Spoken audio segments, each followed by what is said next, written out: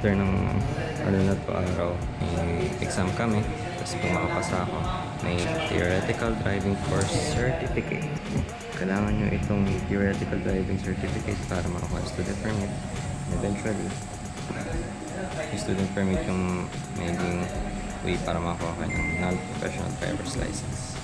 Ultimate goal natin ay defensive driving. Mag-exam na kami. Daming items. Tapos 120 yung item. 95 kailangan correct or above para makapasa sa TDC. Pagka makapasa ako, bibigyan nila ako ng theoretical driving certificate na kasama sa mga requirements ngayon para makakuha ng student permit. And yung student permit yung kakailanganin ko para makapag-practical driving course na talagang pa-practice din naman ako sa pagdadrive mismo, actual na. At yung certificate naman na magagaling doon sa driving course na yun ay yung gagamitin para makakuha ng mismong driver's license, non-professional driver's license. 16 years old ang age restriction. Kailangan 16 years old ka and above para makakuha ng student permit. And 17 years old and above naman para makakuha ng driver's license. Pag 16 years old ka, kailangan mo ng parent consent para makakuha ng student permit. Pag 17 years old ka, kailangan mo ng parent consent para makakuha ng driver's license. Kung nagwo-wonder kayo magkano yung theoretical driving course, so medyo nakamura ako sa theoretical driving course, 900 lang. Pero gano'n po katagal valid ang medical certificate mula sa pagkuha po? 2 months. 2 months. Kaya 2 months mo siya magagamit. Kaya maganda po yung 2 copies talaga. 2 copies na ako kasi hindi siya para di na kayo walang gastos. Alright, ito na guys. Tapos na rin ako sa wakas. Nakuha ko na certificate of completion sa theoretical driving course. Kailangan ko na lang ng medical certificate, so huwag niyong kakalimutan 2 copies ang hingin niyo sa LTO's accredited na clinic. So yan nakapasa ako sa exam. 120 items exam, nakapasa ako. So after ko nito, kukuha na ako ng student permit.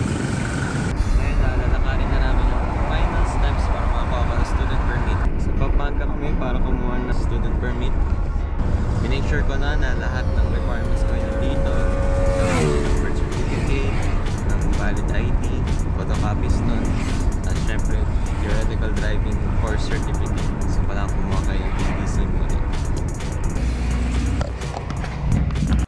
Sa medical clinic ako ngayon kung saan kukuha ng medical certificate. So yun guys, nakakuha na ng medical certificate. Chinek lang naman yung ko, kaya dapat alam niyo yung height and weight nyo, pati yung blood type. So yun, okay na. And do not deal with fixers. And transportation office. Naipasa ko na yung mga kailangan ko sa window 1. Awaiting na lang na matawag.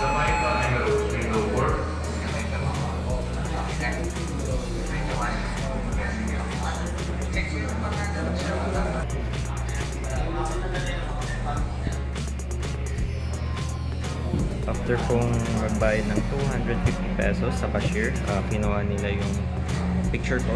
Kukuhanin lahat ng biometrics nyo, signature, fingerprints. Ngayon, pinag-aantay ulit ako para siguro sa next step. A few moments later. Guys, na-receive pa na yung student permit ko.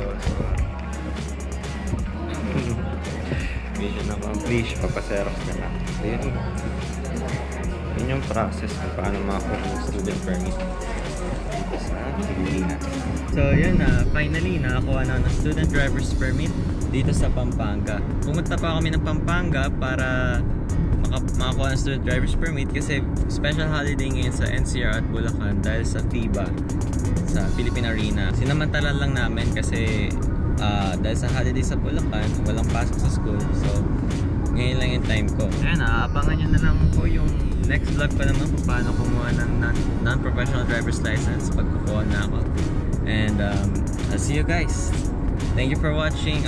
Kindly like and subscribe to my YouTube channel and follow my sister and I's Facebook page.